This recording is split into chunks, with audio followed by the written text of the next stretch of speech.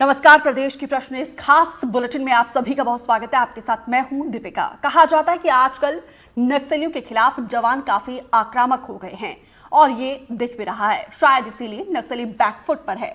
उन्हें पता है कि जवान अपनी पूरी तैयारी के साथ मैदान में हैं। अब नक्सली सिर्फ आईईडी जैसे हमले का ही सहारा ले पा रहे हैं। मतलब ये है कि अब नक्सली पीठ पीछे ही लड़ाई के मूड में है।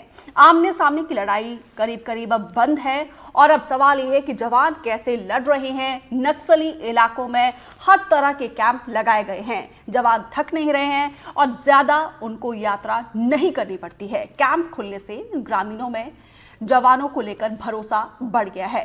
नक्सल इलाकों में लगे कैंप को सुविधा कैंप कहा जा रहा है, क्योंकि अब गांव-गांव तक प्रशासन की पहुंच बढ़ी है और जमीन पर विकास हो रहा है। सबसे अहम यह है कि सरकार की तरफ से जवानों को पूरी आजादी मिल चुकी है, फ्री हैंड कर दिया है और खुलकर लड़ने की सलाह मिली है। कहा जा रहा है कि पहले के मुकाबले अब तालमेल बढ़ा है और केंद्र और राज्य सरकार के बीच बॉर्डर एरिया पर सतर्कता बढ़ी है। सभी राज्यों में तालमेल बने हैं। महाराष्ट्र, ओडिशा, तेलंगाना, आंध्र प्रदेश, झारखंड और उत्तर प्रदेश के साथ साथ छत्तीसगढ़ इन सभी राज्यों की सीमाओं से जुड़ा हुआ है। और सबसे अहम जानकारी यह है कि कई सरेंडर करने वाले नक्सलियों ने पुलिस ज्वाइन की है। उनको पता है कैसे लोहा लेना है और अब वही जवान नक्सलियों के खिलाफ लड़ रहे हैं और उन्हें सभी पैंतरों की भी जानकारी अच्छे से है और उन्हें नक्सलियों की रणनीति भी पता है।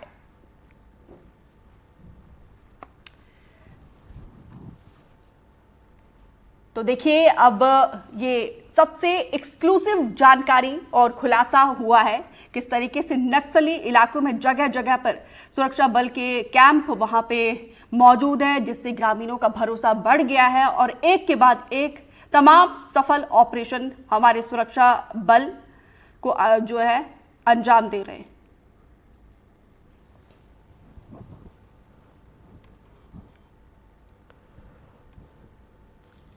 और इस पर बातचीत करने के लिए खास मेहमानों का पैनल हमारे साथ जुड़ चुका है। निर्मल कौर रिटायर्ड आईपीएस है, वर्णिका शर्मा है, नक्सल मामलों की जानकार है, सलीम शेख हमारे सहयोगी है सुकमा से, और साथ ही थोड़ी देर में हमारे साथ एमपी नथीलाल हमारे साथ थोड़ी देर में कनेक्ट होंगे। फिलहाल आप सभी मेहमानों का हमारे साथ जुड़ने के लिए बहुत बहुत शुक्रिया। सबसे पहले निर्मल कौर मैम, आपके पास आते हुए बहुत बड़ी उपलब्धि सबसे पहले तो ये हो जाती है, क्योंकि साल का पहला नक्सल ऑपरेशन, एक बड़ा ऑपरेशन हमारे सुरक्षा बलों ने बीते दिन सफल ऑपरेशन को अंजाम दिया है। सुरक्षा बलों का कहना था कि 12 नक्सली, लेकिन अभी थोड़ी देर पहले ही ये प्रेस रिलीज नक्सलियों के द्वारा किया गया कि 18 नक्सली ढेर हुए हैं और उसमें एक टॉप कमांडर जिसके ऊपर 50 लाख का इनाम था वो भी ढेर हुआ है। कितनी बड़ी उपलब्धि? जी हाँ, ये बहुत बड़ी उपलब्धि है जो इलाके को, इसीलिए वो लोग छटपटा रहे हैं, हड़बड़ा रहे हैं, गड़बड़ कर रहे हैं। पूरा इलाका घेर के ये जो कोबिंग ऑपरेशन हुआ और जो पूरा निकाला उनको गया, ये नक्सल, ये बहुत बड़ी सफलता सुरक्षा बलों के लिए है। और हम उम्मीद करते हैं कि बहुत जल्दी इसी वर्ष के अंदर, ये वर्ष प्रारंभ हो गया है, नक्सलवाद का पूर्ण सफाया हो जाएगा। ऐसी आशा पूर्ण रूप से की जा सकती है और उसके पूरे आसार दिख रहे हैं कि अगर ये इसी तरह से सुरक्षा बल काम करते रहे, इसी तरह वो बढ़ चढ़ के रेड्स करते रहे, कोबिंग करते रहे, सुरक्षा बलों को निकालते रहे, तो जरूरी सुरक्षा बल जितने मैदान में रहेंगे उतना ही नक्सली पीछे हटेंगे और खत्म हो जाएंगे स्वतः। जो बहुत हार्ड एलिमेंट है वो मारे जाएंगे, जो इन बिटवीन फेंस सिटर्स है वो दोबारा मेन स्ट्रीम समाज की मुख्य धारा में वापस आ जाएंगे। और ये काम मेरे ख्याल से इस साल का है। अगर सिंसियरिटी से, निष्ठापूर्वक इसे किया जाए तो वर्ष 2025 के अंत तक ये सब कार्य संपन्न हो जाना चाहिए।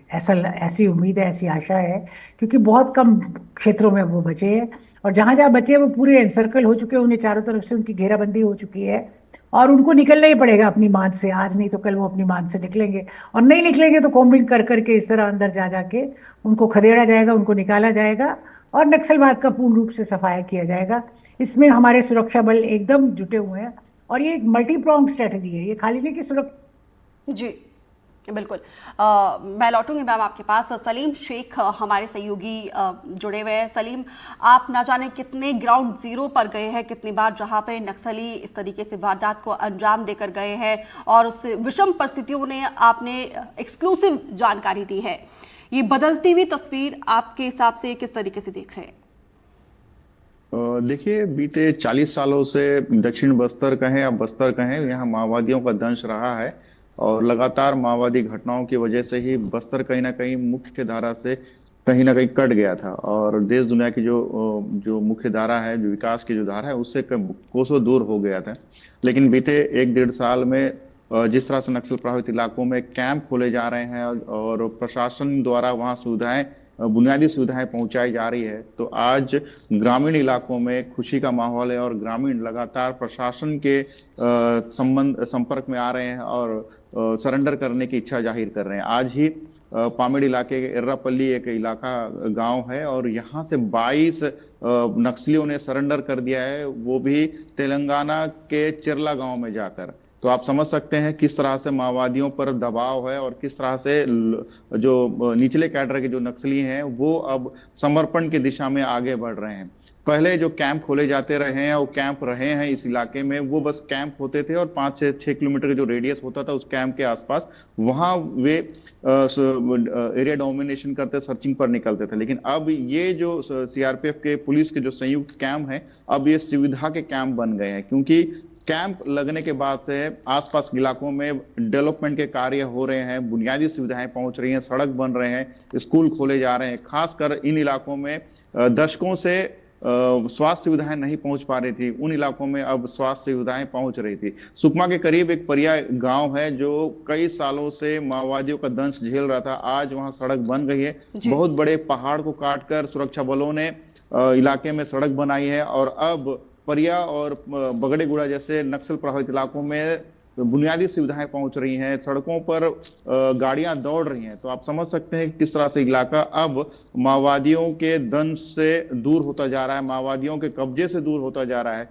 और लगातार प्रशासन की पहुंच, सबसे बड़ी बात है कि प्रशासन की पहुंच उन इलाकों तक पहुंच रही है। खासकर जो नक्सल प्रभावित इलाके में आज भी लोग टेलीविजन वहां नहीं देख पाते थे, वहां मोबाइल नेटवर्क नहीं हुआ करता था, लेकिन लोग आज टीवी जैसे जो बेसिक जरूरत जैसे आज के जो आधुनिक युग में हो गया है और मोबाइल जैसे तो कुल मिलाकर सलीम, अब सुविधाएं पहुंच रही है, लोगों का भरोसा जो है प्रशासन के ऊपर बढ़ा है और इस कदर बढ़ा है कि हमने देखा है कि बीते दिनों आदिवासियों का एक डेलीगेशन दिल्ली आकर अपनी समस्याएं रख रहा था। ये भी अपने आप में एक बड़ी उपलब्धि है प्रशासन के लिए भी। हमारे साथ MP नथीनल जुड़े हुए हैं। सर, आपका हमारे साथ जुड़ने के लिए बहुत बहुत शुक्रिया। उससे पहले यहाँ पर वर्णिका शर्मा जी आपके पास आते हुए, क्योंकि आप नक्सल मामलों के जानकार हैं, नक्सलवाद की रीढ़ को तोड़ कर रखती है, अब नक्सलवाद अपने अस्तित्व के लिए जूझ रहा है, क्या विकल्प आपको दिख रहा है फिलहाल नक्सलवाद का? जी, मैं शुरू से ही एक बात कहती आ रही थी कि यहाँ यदि गन के साथ मन दोनों का कॉम्बिनेशन प्रॉपर रहेगा तो निश्चित ही हम आगे चल के नक्सलवाद पे नियंत्रण या उसके उन्मूलन में वास्तविक रूप में आगे बढ़ पाएंगे। और यही बात पिछले कुछ दिनों में हमको वहां पे देखने को मिल रही है और यही वजह है कि सुरक्षा बल जवानों का मनोबल भी नक्सलियों के द्वारा विस्फोट, इतने घातक विस्फोट के बाद भी नहीं टूटा और वो लगातार अपने पथ पे आगे बढ़ रहे हैं और एक सफलतापूर्वक ऑपरेशन करके आ रहे हैं। क्योंकि जितना वो जो हॉस्टाइल ज्योग्राफिकल कंडीशन है उसके साथ साथ जो मोबिलाइजेशन फैक्टर है वो भी बहुत मायने रखता है और इस बार उस हर फैक्टर में हमारे सुरक्षा बल जवान खरे उतरे हैं और एक सक्सेसफुल ऑपरेशन करके उस बेल्ट से लौट रहे हैं, ये हम देखते हैं। अब हम बात करते हैं कि चाहे इंसर्जेंट्स हो या फिर काउंटर इंसर्जेंसी हो जो सुरक्षा बलों के द्वारा की जाती है, दोनों का केंद्र बिंदु तो होती है आम जनता। और आम जनता यदि आज ये चाह रही है कि हमको भी उस क्षेत्र में विकास चाहिए, हम भी बाकी मैदानी क्षेत्र के लोगों की भांति आगे बढ़ना चाहते हैं, तो उस दिशा में यदि सरकार की ओर से कोई आमुख है तो वो सुरक्षा बल है। और पहले का एक समय वो भी था, जब मैं उस क्षेत्र में जाती थी तो लोग नक्सलियों के द्वारा, माओवादियों के द्वारा एक बात फैलाई जाती थी कि हमको तो सुरक्षा बलों से दुश्मनी है, हमको आपसे कोई दुश्मनी नहीं है। पर हमेशा एक प्रश्न उठता था कि क्या उस क्षेत्र में माओवादियों ने कोई कल्याण के कार्य किए,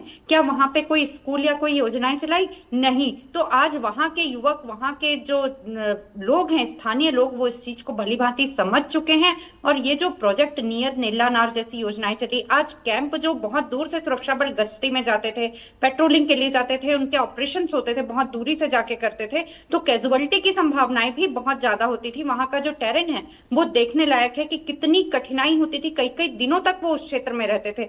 तो डेफिनेटली वापसी में जो मेंटल फटीग का फैक्टर होता था वो कैजुअलिटी की संभावना को बहुत बढ़ा देता था।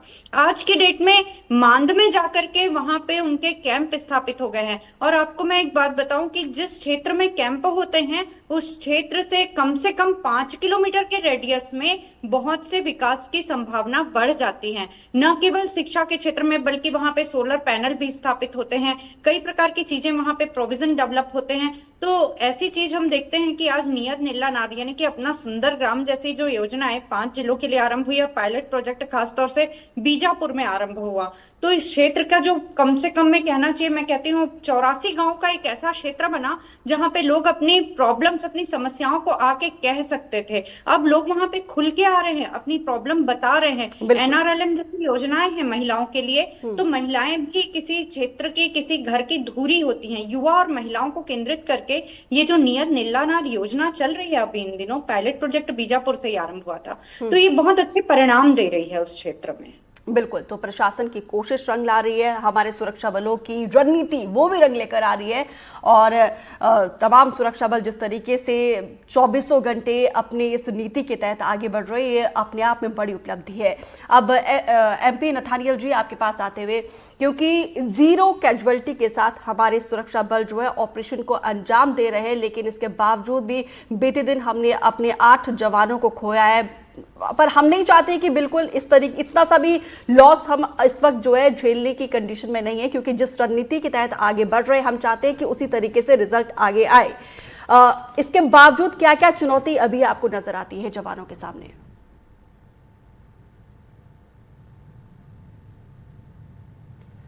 नथानियल जी, आपको आवाज मिल पा रही है? हेलो जी सर, आप मुझे सुन पा रहे हैं? आपकी आवाज क्लियर नहीं आ रही, बहुत धीमी आ रही। जी, आप आवाज मिल पा रही है सर आपको?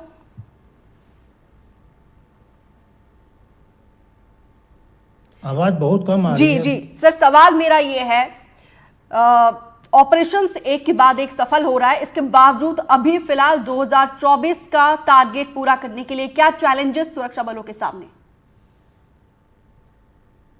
अभी चैलेंजेस यही हैं ज़्यादातर अभी, क्योंकि इनको पता है माओवादियों को कि उनको जो इंटेलिजेंस उनको पहले मिलता था वो अब उनके लिए मुश्किल हो गया, क्योंकि सब जगह सीआरपीएफ के कैंप लग गए हैं। जहाँ पर उनका दाग चलता था अब वहाँ पे भी सीआरपीएफ कैंप्स हैं, जिसके वजह से जो इंटेलिजेंस पहले इन लोगों को जाता था फोर्सेस के बारे में, अब वो इंटेलिजेंस पूरा सिक्योरिटी फोर्सेस को जा रहे हैं। इसके वजह से इंटेलिजेंस गैदरिंग जो पैरामिलिट्री फोर्सेस के हैं, सिक्योरिटी फोर्सेस के हैं, पुलिस के हैं, ये काफ़ी तेज़ हो गए हैं और उसके वजह से इनको वहाँ से भागना पड़ रहा है। और क्योंकि कई लोग वहाँ पर सरेंडर भी कर रहे हैं, इससे उनके पूरे मोरल पे बुरा असर पड़ रहा है। और बुरा असर पड़ने की वजह से अब ये लोग जगह ढूंढ रहे हैं जहाँ पर वो छुप सके। और ज़्यादा अगर कुछ गड़बड़ करना भी चाहें तो केवल इनके पास एक ही तरीका है, वो है आईडी लगाने का, क्योंकि आईडी में उनके खुद को जान को कोई नुकसान नहीं पहुंचता। आईडी लगा के ज़्यादा से ज़्यादा नुकसान पहुंचाने की कोशिश करते हैं। मैंने अपने कई आर्टिकल्स में भी इस चीज़ पे काफ़ी जोर दिया है, क्योंकि अब सिक्योरिटी फोर्सेस का अभी हाथ ऊपर है और हमने काफ़ी उनके ऊपर दबाव बना रखा है, इसलिए वो ज़रूर कोशिश करेंगे कुछ ना कुछ नुकसान पहुंचाने के लिए, जिससे कि उनको ना नुकसान पहुंचे लेकिन सिक्योरिटी फोर्सेस को नुकसान पहुंचे। जैसे कि अभी रिसेंटली हुआ है जिसमें हमारे 8 जवान शहीद हुए। तो ये एक तरीका है इन लोगों का कि आईडी से सिक्योरिटी फोर्सेस का मोरल डाउन करने के लिए। और इनके जो एक्सपर्ट्स हैं आईडीज के, ये भी कई पकड़े गए हैं, तो उसके वजह से अभी आईडी लगाने में भी इनको दिक्कत तो पड़ रही होगी। लेकिन जो थोड़ा बहुत जो जानते हैं, और कुछ लोग उनमें हैं जो आईडी लगाना जानते हैं, वो कुछ ना कुछ कोशिश करेंगे।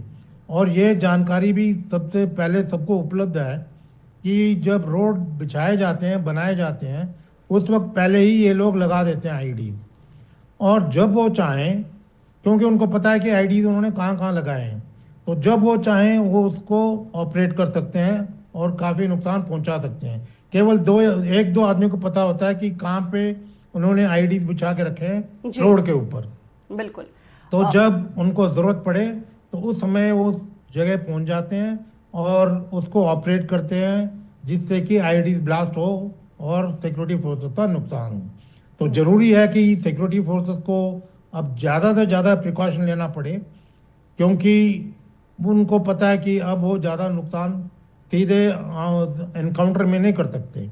तो उनके पास सिर्फ यही एक तरीका रह गया है कि आईडी लगाएं और नुकसान पहुंचाएं। अभी हाल ही में इस महीने में ही तकरीबन 4 ऐसे वारदात हुई हैं जहां पर उन्होंने आईडी से कुछ बीएसएफ के जवानों को इंजरीज पहुंचाए हैं। एक सीआरपीएफ के कैनाइन डॉग को भी लगाए, और कुछ सीआरपीएफ के जवानों को भी आईडी से नुकसान हुआ है, मतलब इंजरी हुआ है उनको। तो यही एक जरिया उनके पास अपने दाग जमाने के लिए कि अभी भी वी आर स्टिल अलाइव बताने के लिए, और कुछ ना कुछ करने की कोशिश करते रहेंगे। लेकिन क्योंकि सिक्योरिटी फोर्सेस अभी काफ़ी ज़ोरों से वहाँ ऑपरेशन कर रही है, तो इसमें यह है कि इनका मोरल डाउन है और वो कोशिश बिल्कुल करेंगे, मोरल डाउन है। खासकर इनके और जो नेता हैं। बिल्कुल हमारे जाबाज देखिए हर एक साजिश को नेस्तनाबूद करने के लिए पूरी तरीके से सक्षम है। और जिस तरीके से आईडी का अब तोड़ भी देखिए कहीं ना कहीं हमारे सुरक्षा बलों ने निकाल दिया है। इस तरीके से एक डिवाइस को, एक बख्तरबंद जो गाड़ी है एक ऐसे तैयार की है जो पूरी तरीके से डिटेक्ट करती है कि कहाँ पे आईडी को प्लांट किया गया है। अब देखना होगा कि ये कब सुरक्षा बलों को हैंडओवर किया जाएगा। सलीम, अब आपके पास आते हुए, क्योंकि देखिए आपने खुद अपनी आंखों देखिए किस तरीके से गांव की तस्वीर बदल रही है, लोगों का भरोसा बढ़ रहा है। लेकिन जब आप सुरक्षा बलों से ऑफ द रिकॉर्ड बातचीत करते हैं तो पहले के अपेक्षा अब क्या परिवर्तन आया है? क्या संसाधनों की कमी पहले थी या अब ज्यादा बढ़ गया है? इसको लेकर क्या जानकारी? देखिए, संसाधनों को लेकर तो कभी कमी सुरक्षा बलों के पास नहीं रही है, लेकिन जो इलाका है बस्तर का, जो बीजापुर, सुकमा और दंतेवाड़ा का जो सरहदी इलाका है, वो बेहद पहाड़ों से और घने जंगलों से घिरा हुआ है। और पूर्व में जब 2010 और 2015 की बात करें तो उस समय उस इलाकों में सुरक्षा कैंप नहीं हुआ करते थे, और ऑपरेशन अगर लॉन्च भी किया जाता था तो 4-4 दिन, 5-5 दिन का एक ऑपरेशन, बड़ा ऑपरेशन लॉन्च किया जाता था, खासकर टीसीओसी के समय। और टीसीओसी गर्मियों के दिनों में नक्सली ये टीसीओसी जैसा एक अभियान चलाते थे जिसमें बड़े हमले सुरक्षा बलों पर करते थे। उस दरमियान एक बड़ा ऑपरेशन बनाया जाता था, ज्वाइंट ऑपरेशन चलाए जाते थे, जिसमें जवानों को खासकर 4 से 5 दिनों तक चलना पड़ता था। और कैंप्स की जो दूरियां होती थी करीब करीब 10 से 15 और 20 किलोमीटर की दूरियां होती थी। जब ऑपरेशन से ये लौटते थे तो ये थक जाते थे। तो इसी का फायदा उठाकर माओवादी लौटने के दौरान ही सुरक्षा बलों को एम्बुश में फंसाने में सफल होते थे। जितनी भी बड़ी घटनाएं बस्तर में हुई हैं, ये घटनाएं वापसी के दौरान या सुरक्षा रोड ओपनिंग पार्टी, जो सड़क सुरक्षा है, उसकी सुरक्षा में जब जवान लगे उन पर हमला कर उन्हें एम्बुश में फंसाकर उन्हें नुकसान पहुंचाया। लेकिन अब 5-5 किलोमीटर के दायरे में नक्सल प्रभावित इलाकों में कैंप खोले गए हैं। अब उसे फॉरवर्डिंग ऑपरेटिंग बेस कैंप कहा जा रहा है, फॉरवर्ड ऑपरेटिंग बेस कैंप। तो इससे आप समझ सकते हैं कि एक ऑपरेटिंग बेस कैंप है, क्योंकि आगे उस 5 किलोमीटर के कैंप पर यहां से जो जवान निकलेंगे वो आगे जाकर रुकेंगे। तो ऑपरेशन करने में अभी बहुत बड़ी सफलता मिल रही है। जैसे जो खास करके जो पीएलजी का जो इलाका है माओवादियों का, वहां पहुंचने में जवानों को कई किलोमीटर का सफर तय करना होता था, लेकिन अब ऐसा नहीं रहा है। माहौल बदल गया है। नक्सल प्रभावित इलाकों में बीते 1.5 साल में 55 से ज्यादा सुरक्षा बल के कैंप खोले गए हैं। तो सुविधाएं भी बढ़ी हैं, नेटवर्क बड़ा है लोगों के लिए, और खासकर सीआरपीएफ और पुलिस बल के लिए सुविधाएं बढ़ी हैं। राशन जैसी बुनियादी सुविधाएं भी जवानों को चॉपर से भिजवाया जाता था। तो आप समझ सकते हैं जो इलाका था वो कितना बेहद संवेदनशील था और कितना जटिल था। लेकिन अब हालात बदल रहे हैं, सुरक्षा बल की सुविधाएं भी पहुंच रही है, साथ ही साथ ग्रामीणों के लिए भी सुविधाएं पहुंचाने का काम प्रशासन द्वारा किया जा रहा है। पूर्व में भी इस तरह की जो घटनाएं घटती थी उसमें भी जवानों को बड़ा नुकसान उठाना पड़ता रहा है, लेकिन अब जीरो कैजुअलिटी के नीति पर ही सुरक्षा बल के जवान काम कर रहे हैं। इस साल के शुरुआती दिन में ही सुरक्षा बलों को बड़ा नुकसान उठाना पड़ा, लेकिन सुरक्षा बलों का जो हौसला है वो टूटा नहीं है, बेहद मजबूत है। और 8 जवानों की शहादत को सुरक्षा बलों ने 12 और 5 17 नक्सलियों को मार गिराकर उसका बदला लिया है। लेकिन अभी भी जवान कहीं टूटे नहीं है, लगातार ऑपरेशन कर रहे हैं। 8 जवानों की शहादत के बाद भी इनके हौसले बुलंद हैं। बिल्कुल, तो यहाँ पे देखिए बदला भी ले रहे हैं हमारे सुरक्षा बलों के जवान। निर्मल कौर जी, ये जो सुविधा कैंप है कितना फायदेमंद लोगों के लिए, स्थानीय बाशिंदों के लिए, हमारे जवानों के लिए, और कितना नुकसानदायक नक्सलियों के लिए? ये जो कैंप्स हैं जो कि करीब करीब लगाए जा रहे हैं पास पास जाके,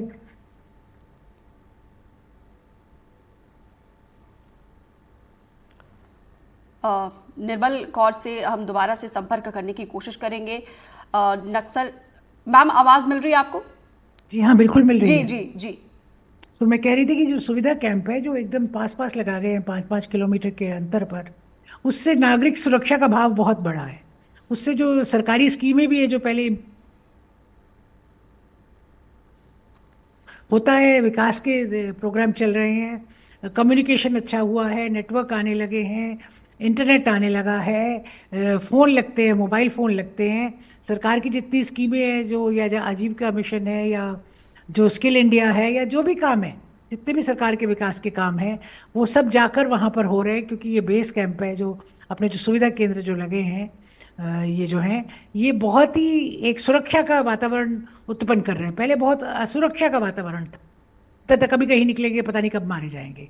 तो अब ये भय मन से कम हो गया है, ये भय नहीं रहा है, जिस कारण विकास के सभी रास्ते खुल गए हैं और विकास हो रहा है। सुरक्षा बलों का जो मनोबल है बहुत मजबूत है, मनोबल उनका मजबूत है। घटना होती है वो टूटते नहीं है, उल्टा वो दुगनी गति से दबिश देते हैं।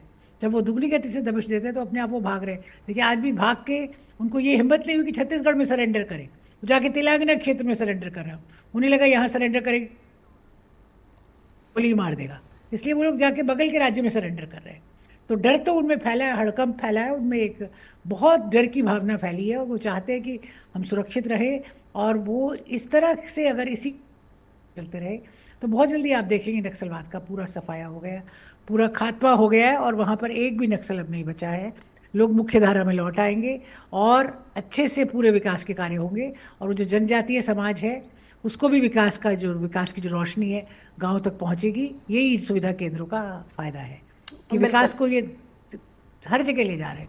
जो आंतरिक क्षेत्र है, इंटीरियर की, वहाँ भी विकास की लौ पहुंच रही है जो कभी पहुंची नहीं थी, जो कभी बिल्कुल विकास को देखिए गति मिल रही है और तमाम उन इलाकों में हमारे सुरक्षा बल जाकर ऑपरेशन को अंजाम दे रहे हैं। वर्णिका शर्मा जी, 2026 तक का ये टारगेट है, प्रैक्टिकली कितना पॉसिबल आपको नजर आ रहा है? संभावनाएं हौसलों पे निर्भर हैं। अभी कुल मिला के ये देखा जा सकता है, और जो कार्य चल रहे हैं तो मोर्चा और मर्म दोनों पे एक साथ चल रहे हैं। ये देखना होगा कि दोनों की गति कितने दिन तक पैरेलल बनी रहती है, सीधी सी बात है। क्योंकि जब तक आम जनता को हम संतुष्ट नहीं करेंगे, उनके अंदर से भय का भाव नहीं निकालेंगे, तब तक के किसी भी ऑपरेशन का सक्सेस हो पाना असंभव होगा। और जितना ज्यादा हम उस क्षेत्र में ब्लैक बोर्ड और ब्लैक रोड पहुंचाने में मतलब कामयाब हो पाएंगे, मुझे लगता है वो दिन दूर नहीं कि जब हम नक्सल उन्मूलन के लिए इसी प्रकार से आपके चैनल में खुल के बोल सकेंगे। आज भी खुल के बोल रहे हैं और एक दिन कह सकेंगे कि नक्सल समस्या का पूर्ण रूपेण छत्तीसगढ़ से उन्मूलन हो गया है। अब मेरा छत्तीसगढ़ वापस से सुंदर जनजातीय प्रदेश के रूप में। कुल मिलाकर यहाँ पे देखिए नक्सलवाद का काउंटडाउन अब शुरू हो चुका है। नथानियल जी, आपसे वाइंड अप कमेंट। दोबारा आप सवाल पूछेंगे? सर मैं वाइंड अप कमेंट लेना चाह रही हूँ आपसे। मुझे तो लगता है कि इस साल के अंत तक ये नक्सल प्रॉब्लम बिल्कुल ही ख़त्म हो जाना चाहिए।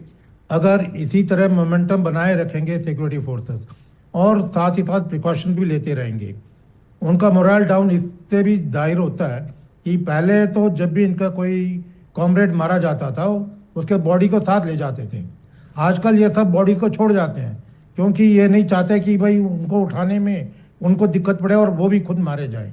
तो इससे जाहिर है कि इनका मोरल काफ़ी डाउन है और इनका मोरल डाउन होते हुए अगर हम उनके ऊपर आक्रमण लगातार करते रहें तो मुझे पूरा विश्वास है कि इस साल के अंत तक नक्सलिज्म खत्म हो जाएगा अपने देश से।